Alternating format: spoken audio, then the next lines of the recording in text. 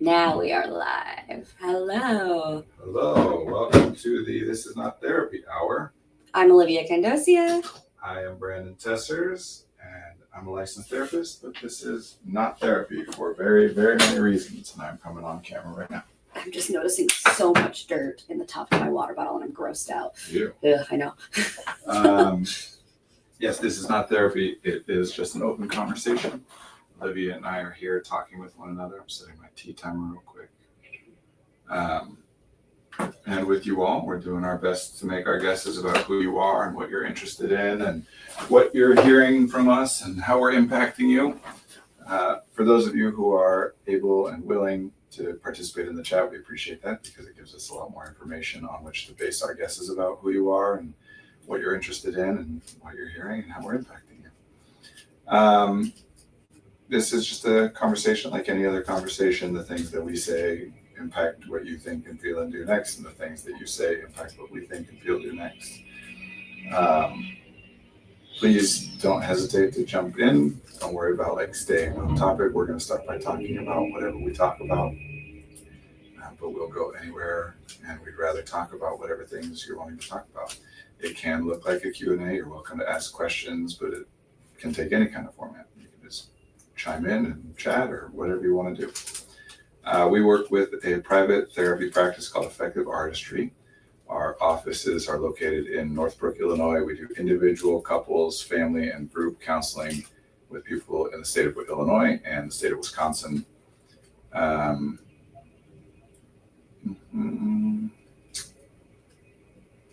That's mostly it.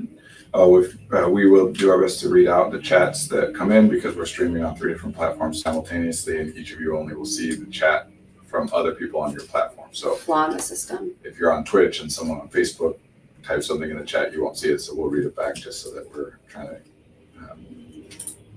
keep everybody on the same page. Mm-hmm. Sounds about right. Okay, cool. Cool. What's on your mind, Brandon? What's on my mind? Yeah. Oh, turning around. Mm-hmm. Right now, I'm thinking, in that very moment, I was thinking about the weather and about just kind of getting a lot of stuff done generally. Our practice, Effective Artistry, is going through a lot of growth and a lot of change right now. So we're hiring and we're switching some office stuff around and we're having to figure out, legal and logistical things and yada yada. So that's been kind of the mode I've been in when I'm here is just getting into stuff. Mm-hmm. I've been doing so much Facebook Marketplace looking at this could be for my office, this could be for my future office, but Facebook Marketplace is like hunting for an apartment of you have to jump on it or otherwise it's gone. And so it's so much building hope and then being disappointed. But you know what? I'm used to being disappointed. So. What is that? Well, haven't we talked about how I'm always a little underwhelmed by things? I guess that's different than disappointed. Well, I guess you could say it certainly seems like a different application or different kind of context in which to be disappointed. Yeah. I don't know that getting used to being disappointed is, it's like saying the way to go. I'm used to pain, it hurts as much as it hurts. Yeah. I guess it's not that catastrophic, the pain I feel when I don't get a Facebook Marketplace thing. Well, in this context, because you don't, your office, Olivia is going to be joining. Oh, no video today. That's not right. We're supposed to have video. Let me see if there's something wrong with it. Okay. You don't like just staring at blackness? We see video. Yeah, we see ourselves. What's demo scene 2? What does that mean? Or is that that's just a different arrangement. We're going to pop out and back in. We'll see if that changes anything.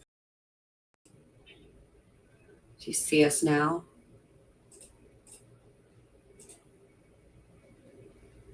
Do you see any video now? Let us know. Yeah, we're seeing it on our end, so I'm not sure. But yes, Olivia will be joining Effective Artistry as a full-time staff therapist after the conclusion of her internship, which is about little over a month away. And we'll have an office. That's what she's Yes, referencing yes. here. And yeah, in this context, if you were to shift your frame of reference here, that like you're not shopping for things for your office, you're just looking around to get a sense of what kind of things you Yes, might like. that's very true.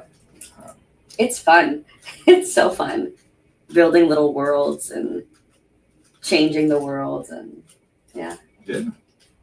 I love the like, I don't know if you, I guess I'd probably call it design more than decorating. But yeah, like, I love that, especially when it comes to a therapy office, but I like it just in general. The physical environment in which you are spending your time is really impactful. Brandon gave me a great prompt to imagine my office as a movie and to imagine like, okay, what role, if, like the client is the main character of the movie, what do you want them to feel walking into the space? And that was kind of a fun new way to think of it because I was being very me, this is my vibe. I'm forgetting that like it's not just about me, like the client is the one coming in. And so Yeah, well, no, it's just me, boomer style. cute. Good to know.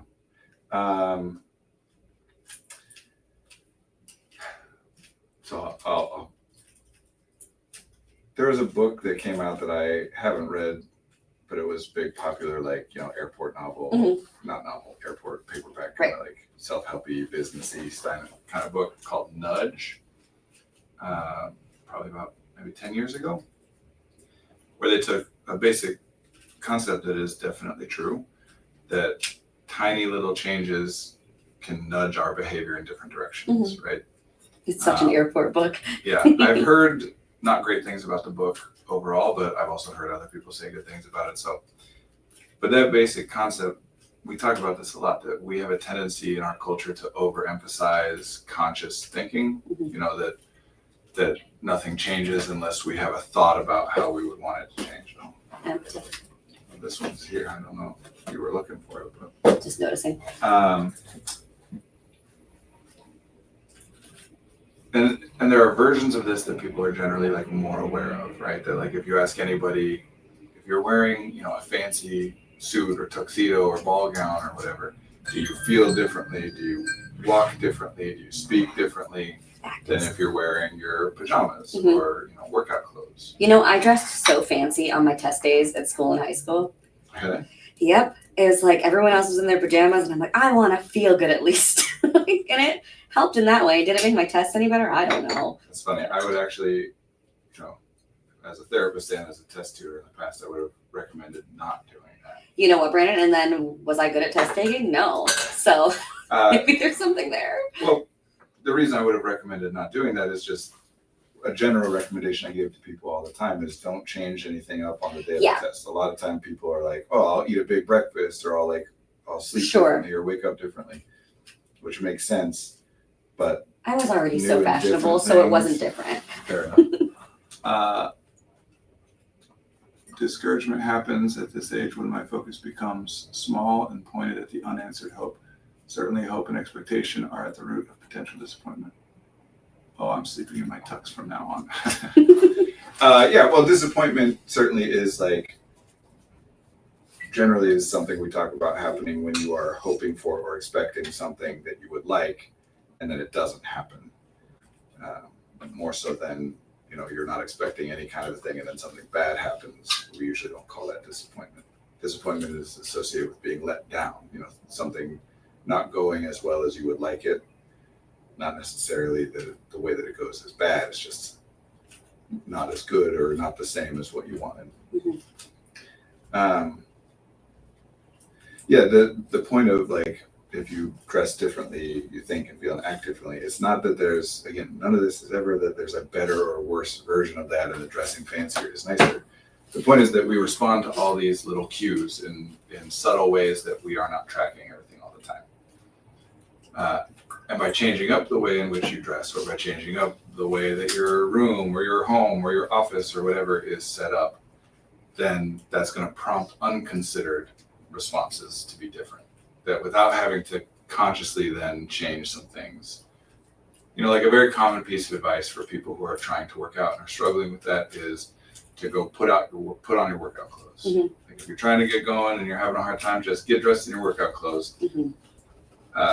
Because it's a very low, as compared to like going and doing your whole workout, it's a very low cost thing to do in our terms, to change into those clothes. Not zero cost, but very low. I had a roommate in college who would put on her shoes before like doing anything, doing her hair, putting on her makeup, like, and it just helped her get ready to do things. Yeah, we respond to the context, and some of what your friend was thinking of and what you're talking about there gets back into like doing things consciously, Mhm. and that's what we're talking about. But before even getting to that, there's like something simple that everyone would agree with is if the temperature is high, you will sweat, right? Mhm. If the temperature is too high for you, you'll sweat, or you'll sweat more than you otherwise would. Today. So we know that nobody's having to think about like, oh, I should sweat, or like, oh, it's hot, I'll engage my cool down routines or whatever. We just respond to things.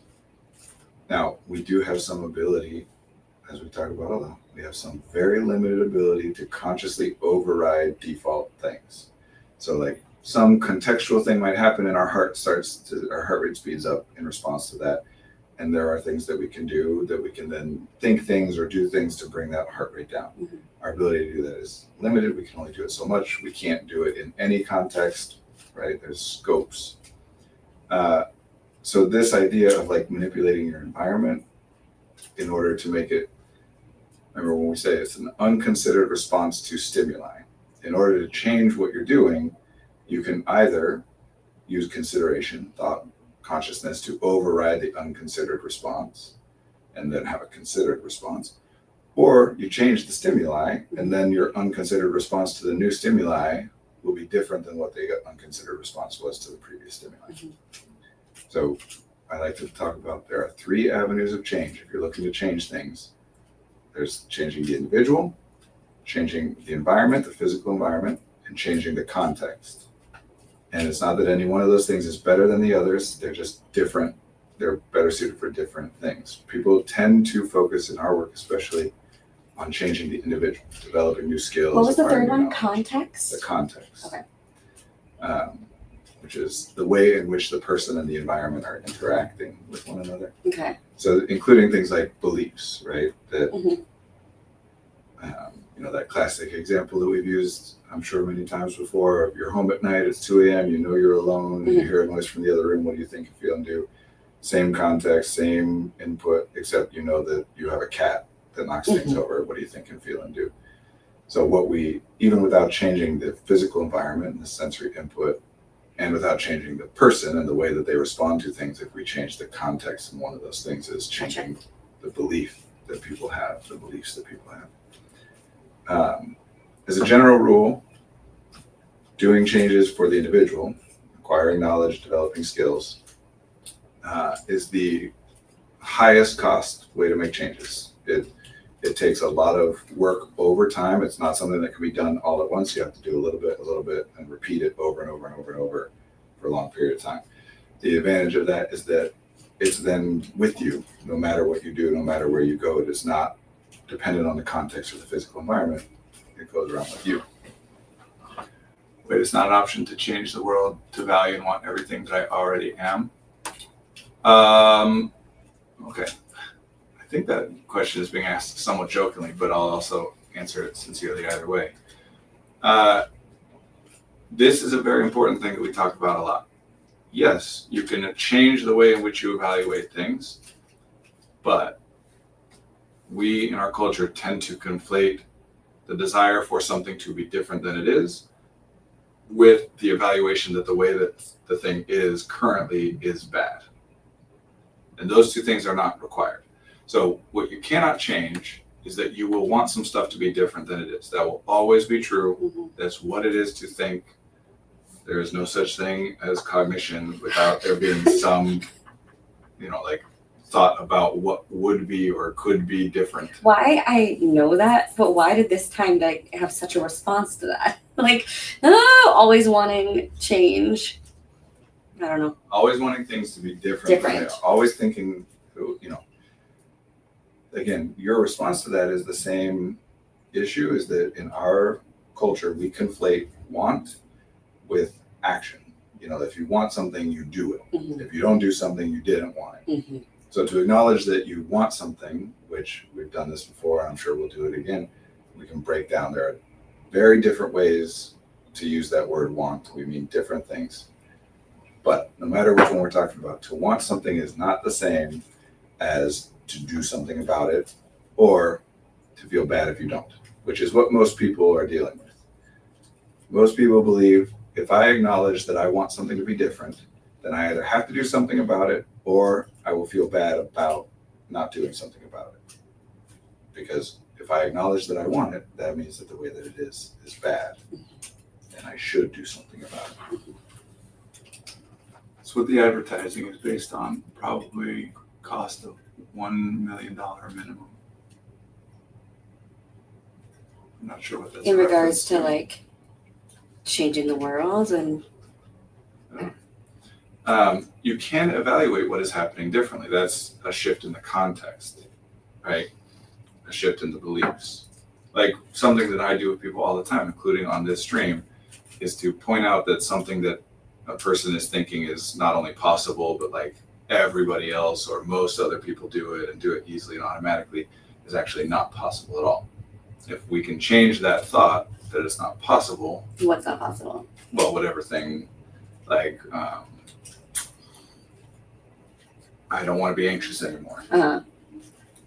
We can talk about, and obviously people often mean I want to be anxious less frequently, or when I am anxious, I want to be able to come out of it sooner or have it impact me in a different way. But language matters, and if we keep saying I don't want to be anxious anymore, then what we're tracking is whether or not we are anxious. And you will always, at least sometime, you could go 20 years without feeling anxious. Not really, but you could, and then still be anxious again. And if you're evaluating things in that way, you say, dang it, what's wrong with me? So that's just one like common thing. I'm trying to reinforce with things that you and everyone on the stream has seen me do a lot. We absolutely can change the way that we evaluate things. Mm-hmm. And evaluate, by the way, to me, I use that word in the way that it's like etymologically intended, which is to assign value. If we're evaluating something, we are placing it on like preferable or not. And so that would be, instead of saying I never want to be anxious, it would just be changing it to saying less frequently. Sure, Right. but even without going into that, we'd be talking about like how to make changes to get closer to what they're aiming at. But even if we didn't do any of that, even if we were just able to reframe it as like, okay, it's not possible to never be anxious. Mhm. I want to never be anxious, but it's not possible to never be anxious. Then without doing anything else, I already am feeling better about it. Right. Because my belief has changed. I had someone complain to me about how monotonous life is, and I was like, I know, sometimes it is. It's sometimes really boring. And it was just like, oh, okay, yeah, that's just a part of life sometimes, is the routine and the yeah. Well, in that case, Oh boy. just because language matters to me, right? Yeah. And whether something is monotonous is a different thing than whether it's boring, even though people often use those terms interchangeably. But monotonous is a description of what is happening, that the thing which is happening is the same thing over and over and over. Whether or not a person is bored by that is a different thing. For sure. 'Twas connected, but I hear you. Oh, I'm sure that it's connected, absolutely. Let me put it, okay. Here's a pattern that comes up a lot.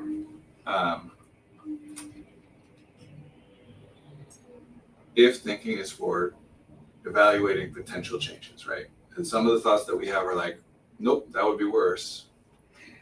Part of, as a side note, but part of the reason that many people become anxious sometimes or struggle with what are called intrusive thoughts or egodystonic intrusive thoughts is because of that. Egodystonic intrusive thoughts. I've not heard that. Egodystonic intrusive thoughts is the technical term for what most people just mean by intrusive thoughts, but not all intrusive thoughts technically are egodystonic. It's just that. Brandon, isn't everything an intrusive thought? No. Really? Intrusive thought. I choose to think any of this. Oh, yeah. No, nobody chooses their thoughts. They just happen. Thoughts just happen, just like feelings do. You just notice them. You don't have conscious choice to think them or notice them. You just do. But intrusive thoughts are thoughts that keep coming back to us even though we are trying not to have those thoughts. With a different name. Yeah, well, an intruder is different than, we could say like, well, everybody's just coming in the door with, I but guess some so. people I'm trying to keep out, and those Sure. people are intruders now. I feel like all my thoughts are, or I think all my thoughts are very intrusive then. That you don't want to think that. No, okay. Preferably, most of your thoughts are not thoughts that you're like, I'm trying not to think Right, that thing. okay, fine. Ego dystonic means that it is something the ego doesn't, I don't like, it gotta doesn't bring feel that like back. me, it doesn't, Mhm. feel like something that I want. So like passive suicidal ideation is Right. a very common and extreme example of that, where it's like, oh, I just thought about swerving off the side of the road. Does that mean I want to Mhm. kill myself? I know that I don't. Honestly, I was having some like really dark thoughts the other day, and I was like, it was very helpful. I just thought of you being like, thoughts are just thoughts, and it got me out of it so much quicker than I typically would have been in it. That's one of those helpful Yeah. changes, framework changes, context changes. These thoughts are going to happen. Remember, the brain's job is not to keep you happy, it's to keep you alive. Mhm. And that includes considering possibilities of like, what about that? Ooh, that would be bad. Yeah. Right? So considering a possibility and then coming to the conclusion that it's something that you wouldn't like or wouldn't want is a normal, inevitable part of how this all functions. Mhm. This is part of why I push back on concepts about the subconscious and things like that, because that's where this other fear comes from. Is like, do I subconsciously want this thing? No, if you don't want it, there's no such thing as subconscious desire. There are things that happen outside of consciousness, for sure. And they're important, we talk about them a lot. Desire is not one of those things. So just because you notice something doesn't mean you want it. Just because you think something doesn't mean you want it. Again, our culture is obsessed with this idea called hyper-individualism, that everything that happens to a person is under their control, all the good and all the bad. So if that's the case, then what you want really matters, because, well, if something bad's happening to you, you must want it because everything's under your control. But I don't want it. I know I don't want it. Well, then you subconsciously want it, which is just another way of saying like, no, something that you don't want, but it happened, but it was still in your control somehow, even though you didn't want it. Just some other part of you.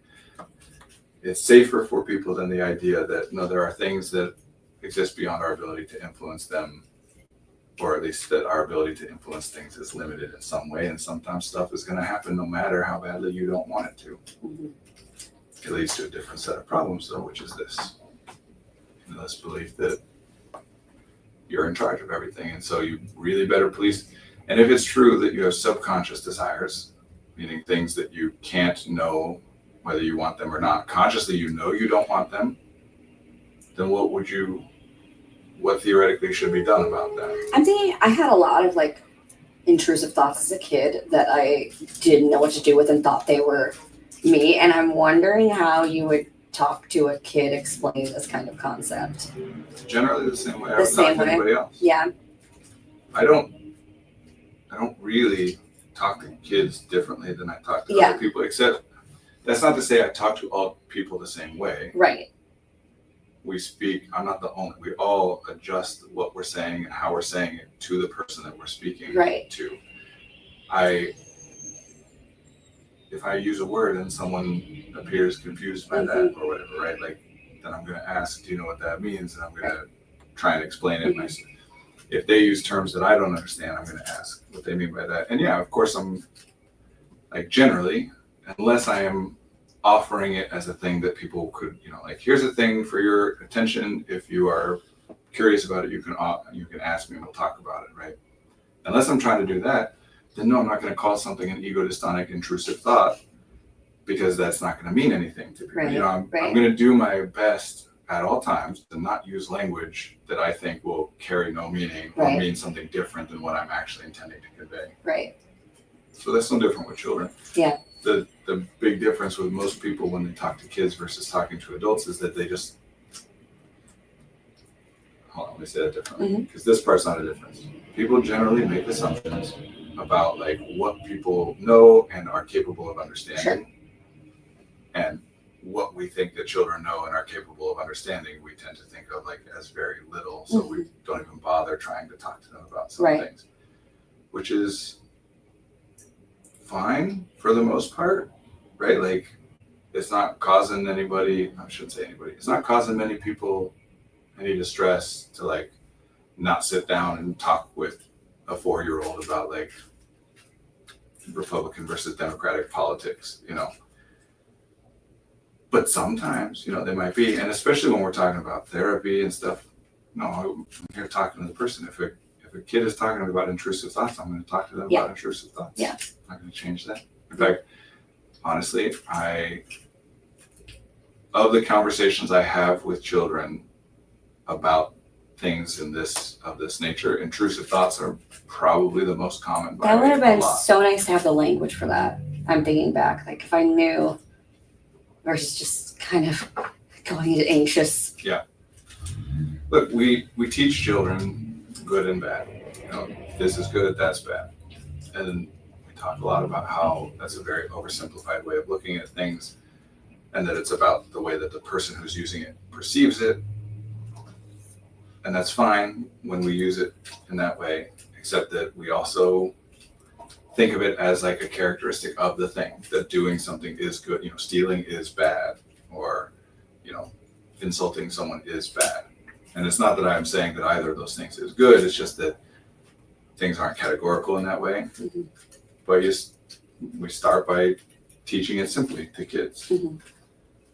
Well, that's what we're talking about right now, is the end result of the way that we are all taught, and that kids are taught when we were kids, that there's good and there's bad, Mhm. and that what you think is the same as what you want. And so the number of children that I talk to, and I'm talking about like 7 years old, 9 years old, you know, people I know in my personal life, I don't work with children that age professionally anymore, that like sometimes I just think bad thoughts. Mhm.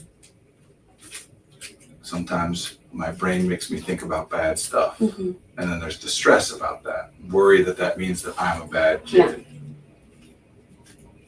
which sucks. And yes, helping people to understand generally, and part of the reason I don't work professionally with kids that age anymore is because the better place to intervene is with the adults around the child.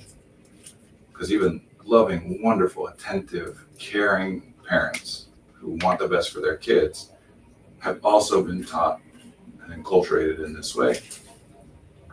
And so there's all kinds of things that we just don't notice, that we don't realize we're doing. I'm curious what you think when someone says that's an inside thought. Meaning like you shouldn't say that out loud. Yeah. I can't, as with any of these things, I can't give In a thought on context. like a specific, Yeah, a general every time someone says that.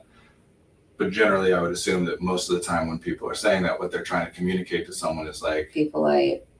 what? Be polite is what I was thinking. Sure. I mean, the root underlying all this is the idea that like, if you were to say that around some people, the way in which they would perceive you or respond to you is undesirable, Mhm. right? Mhm. And that's an absurd way to phrase that to anybody, much less to like I a love it. 5-year-old or whatever. But I can say, you know, this is like, I have a 9-year-old, a 6-year-old, and a 3-year-old, and this is how we handle Mhm. like swearing, for example. Like they know the swear words, I'm Mhm. not, and we don't call them bad words. Mhm. They sometimes do because they pick up that language Sure. elsewhere and they call it a bad word. But I don't call it a bad word. My wife doesn't call it a bad word. We just make the point every time that like these are words that some people don't like it if you say them. So Yeah. if you don't know whether somebody likes it or not, it's better to assume that some of the people wouldn't like it if you say it. Mhm. And we're not following that up with, so therefore don't say it. Sure. You know, like just take that into consideration. That sometimes people might be upset with you for saying it. Sometimes it might bother people, even if they're not upset with you. Mhm.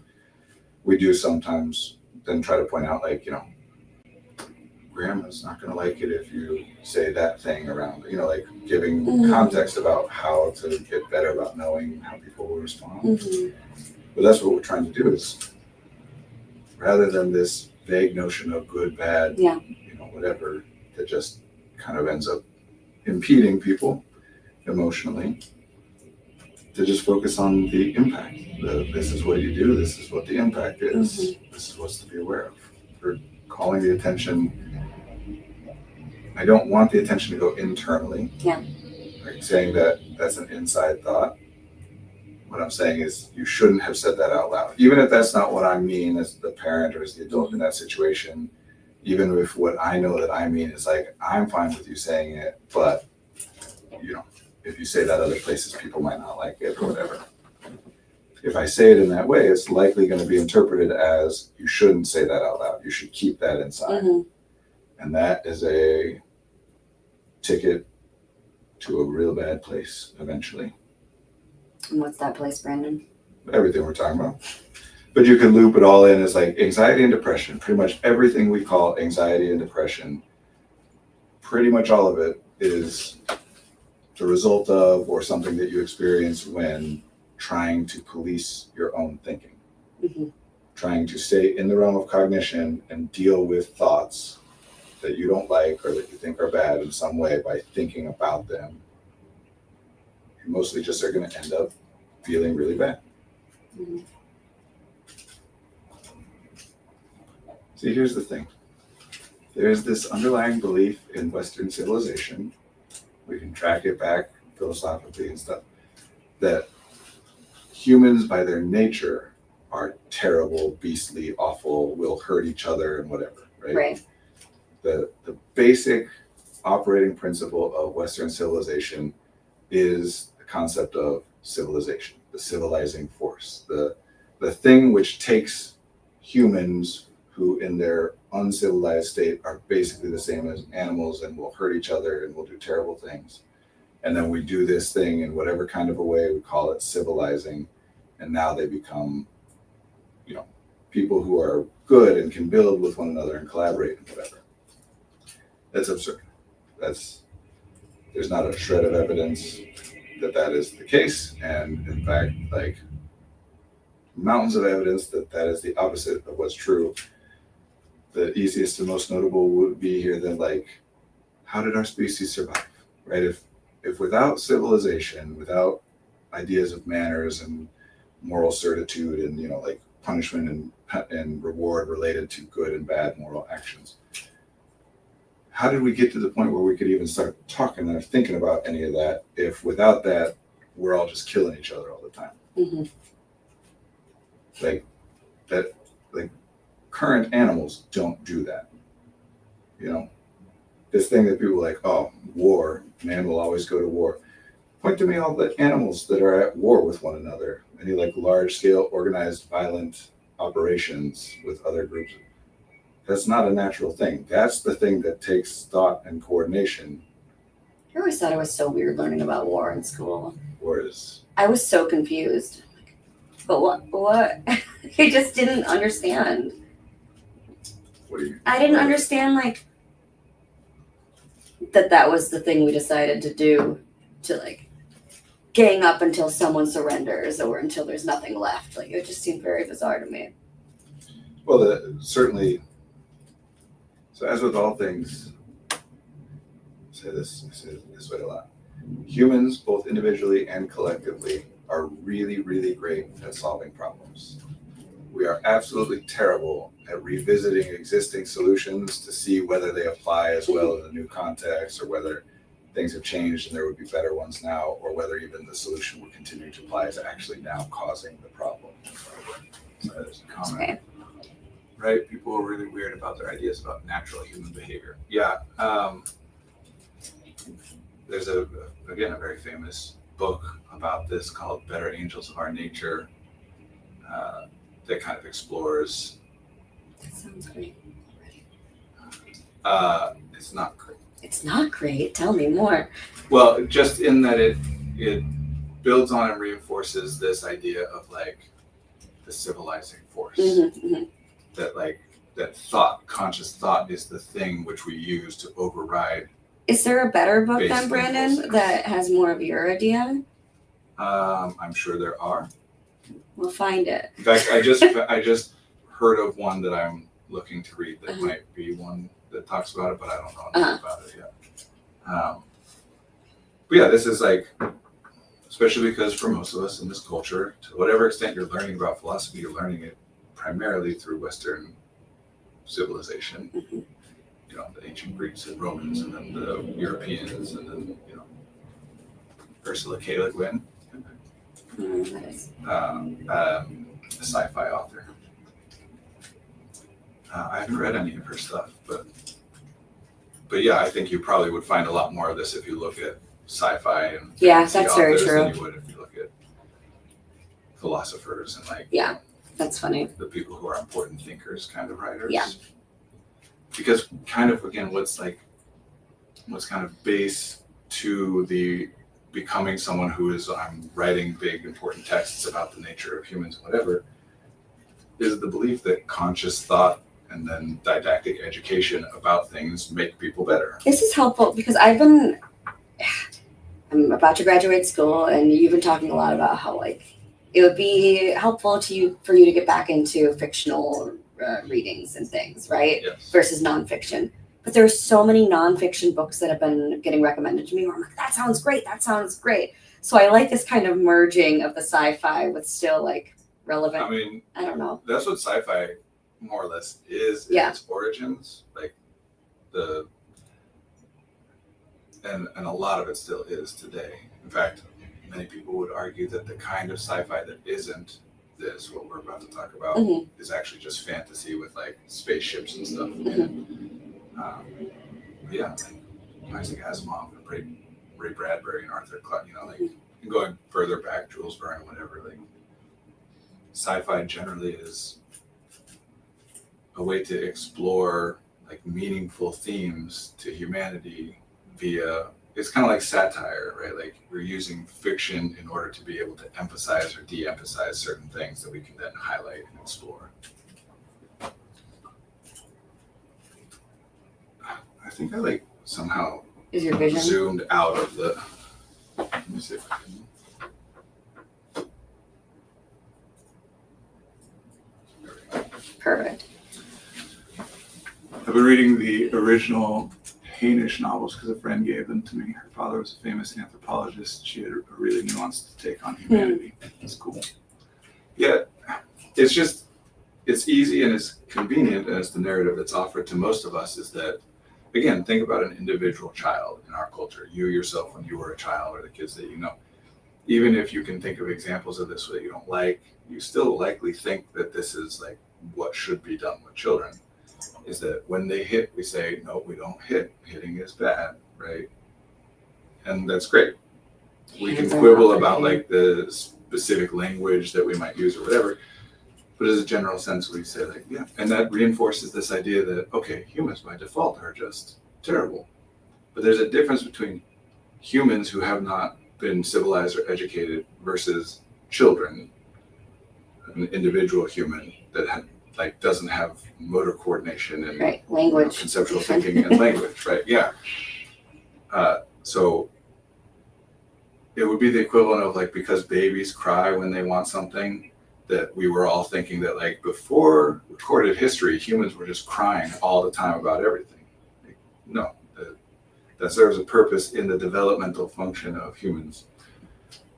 Again, we don't apply this to other animals. We don't look at like baby, I don't know, horses kind of like stumbling around and being like, wow, horses are very clumsy creatures. Yeah, Unless you that's teach so them how to- interesting. Right. Yeah, Um, it's funny.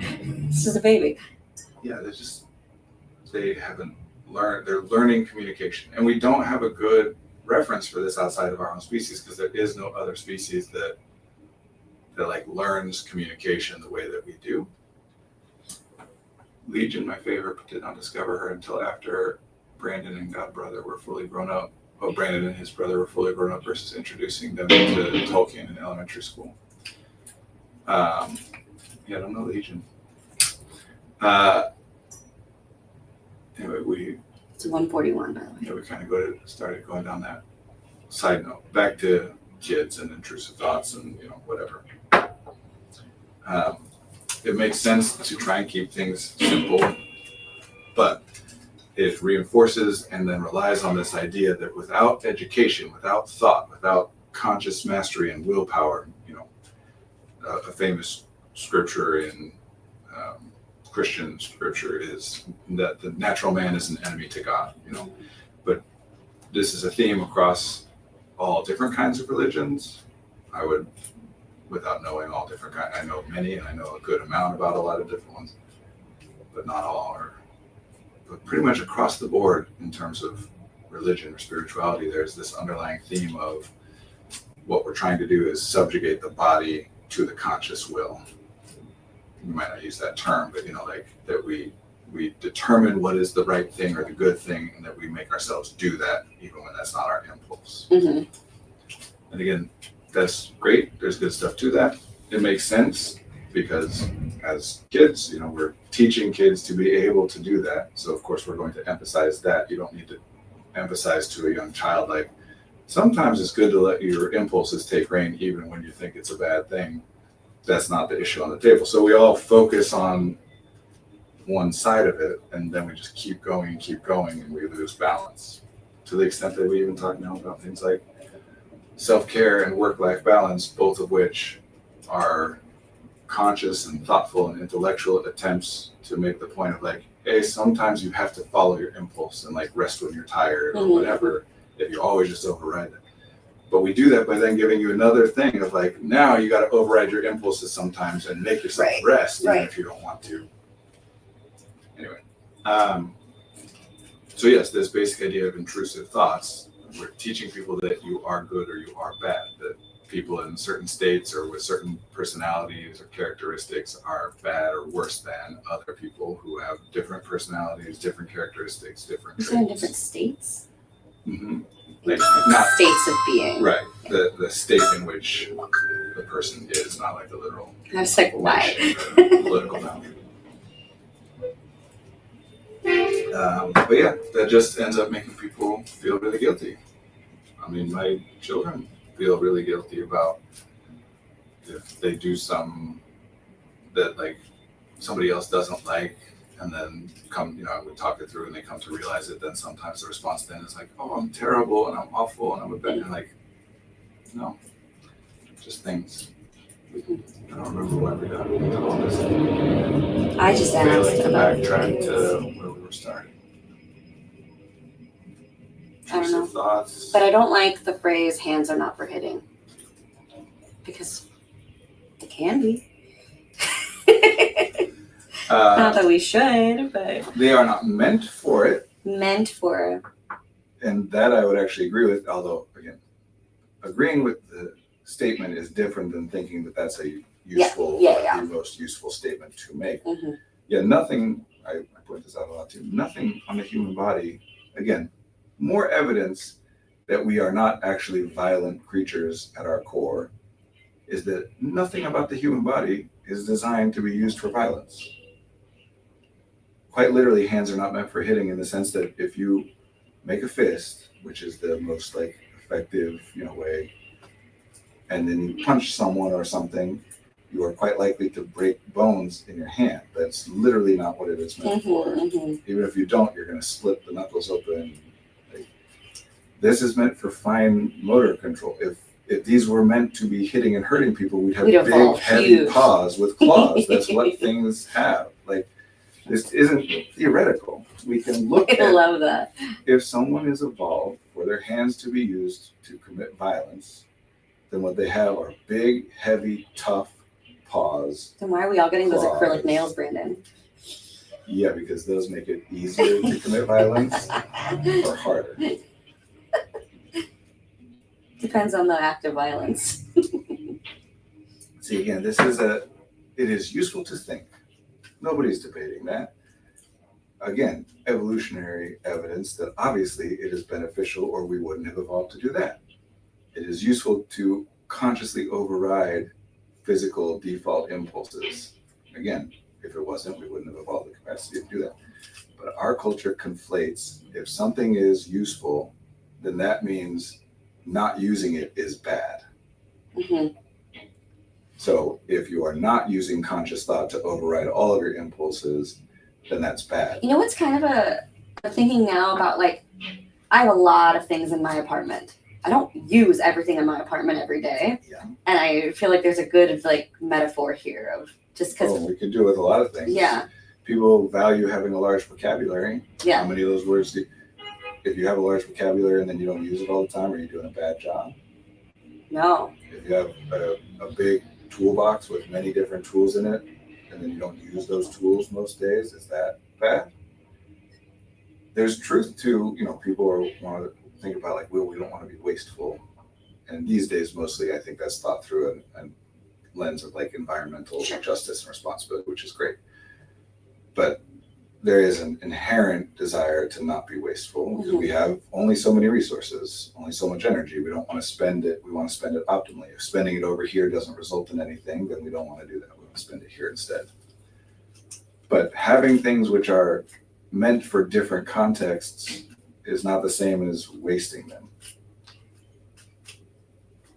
Like anxiety as an example is a thing that we are meant to use when tomorrow doesn't matter if we don't get past today.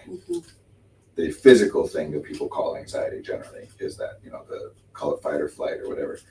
It's not time to think right now. We're going to do some stuff, even if that stuff might be suboptimal as far as how it impacts us tomorrow. We're not going to get to tomorrow if we don't do this thing. But then we apply that and use that tool way more than it should theoretically be used. We use it in circumstances in which it doesn't benefit us, and we identify that, and then we say, what's wrong with me? And it's not that there's something wrong with you. It's a good thing that you can feel that, but yes, it is being misapplied. And generally, that stuff is not about changing the individual. It is almost always about changing, in the short term, changing the physical environment, in the long term, changing the context. Legion by Brandon Sanderson. I don't think that's the book he's referring to. Legion by Brandon Sanderson is a novella, which is very interesting, but I don't think that's what he's referring to, but I couldn't say for sure. So that's where we started. I was talking about like designing your physical environment. Oh yeah. And yes, Let me put it this way. You know how everyone's talking about like, I'm a people pleaser and I need to set boundaries and whatever. And I always point out how much I hate that way of thinking. Not because it is never true that I end up doing things that I wish I wasn't doing or pushing myself too hard or whatever. Oh, I was referring to the reference to Le Guin, the author. The Legion was just an autocorrect. I don't like it when people talk about it that way because that identifies that the problem is that a person wants to do what the people around them want them to do. And that's intrinsic, and all humans do that all the time. Again, we can modify. Le Guin, not Legion, got it. Instead, though, as opposed, if someone identified like, okay, I'm a people pleaser and I need to work on setting boundaries, or another thing that we can do is work on making it so that the people that you are around want things from you that you want from yourself. Like if you want to write a book and you start hanging out with a bunch of people who all want you to write a book, you're much more likely to write that book. So I'm thinking about the Jimmy Awards right now. Do you know what the Jimmy Awards are? They're like the Oscars for high school theater kids. And I think it's next week, Monday night, like live streaming. And every time I watch those, I just start to dream again. Like I feel so inspired by their dreaming, and like even watching like competition shows sometimes I just get really excited to see so much passion in things, and I'm not even around them. I'm just watching it, and I can feel it happening in me. Yeah, we respond to the environment and the context. Nobody has ever come to therapy saying like, when I go outside and it's -30, I feel cold. And I want to change that. Even though we can all agree like sucks to feel cold, sucks to be shivering, and like if you do it for too long, it really becomes a terrible problem. In that case, everybody identifies it as like that is the appropriate response to the environment. And so if we want to change it, we got to change that either you're not in that environment, so we have to change the environment, or we change, some of the context that like if you're in that environment, you are wearing different clothing and whatever. Dude, you brought this back full circle. I'm impressed. Try. But people come in all the time saying like, I'm anxious without even discussing the context and the environment in which they're anxious. Yeah. Again, I can make extreme examples that no one would ever, like no one's going to be like, so the other day I was like spending time in a slaughterhouse and I was feeling really distressed and upset. So what's wrong with me? We'd all be like, yeah, like seeing a lot of like blood and gore and whatever, that's makes sense why you would feel that way. So for people to come in and say like, I keep like pushing myself too hard and doing way too many things for too many people and not prioritizing, blah, blah, blah. So what's wrong with me? I need to change myself. And we just skip right past like, what's the environment? Right. It's just another way it's not about shifting the blame back onto the other person to say, you're a jerk for asking me to do all these things. Because we want people to ask for what they want. People become jerks depending on how they respond, if you don't give them what they want, right? But I want my loved ones to be as free and easy as possible with telling me what they want. As long as I'm also free and easy with being able to say like, I'll do it or I won't do it, right? So it's not about shifting. Yeah, it's not about shifting blame onto the other person and saying they're a jerk and you got to cut them out of your life. Although sometimes that in practical terms ends up being the case. But it is about shifting the way in which we communicate and interact with people. Instead of just, okay, I always do everything everyone asks because I'm afraid they'll hate me if I don't. So I got to work on that myself. Which that desire is an example of the problem. The problem is I don't feel comfortable communicating with people about when I do or don't want to do something. And so the solution to that is I'm still not going to communicate with anybody. I'm still just going to do my work on my own to make it so that I don't feel that. So let's say we do that. Then what's going to happen? Theoretically, if that changes, then you're going to communicate with people about what you do and don't want. So either way, we're trying to get there. You're just trying to get there by not doing it. Context matters, environment matters. And we started with nudge and we're talking about like very small, subtle little things. And there is that stuff for sure. And we can maybe talk about that more later because we do have to wrap up. But there are things that like seem to us to be so small or insignificant that we would never clock it as like, yeah, that's impactful. But it is. We read these cues. Our ability to like predict and control that impact gets worse and worse as we're talking about smaller and smaller and smaller impacts. But that doesn't mean they don't exist. It's just harder for us to figure them out. Anyway, we gotta go. Thanks for tuning in. Yeah, good to be with you. Thank you for the comments. We'll be back next week. Same time. Bye, everybody.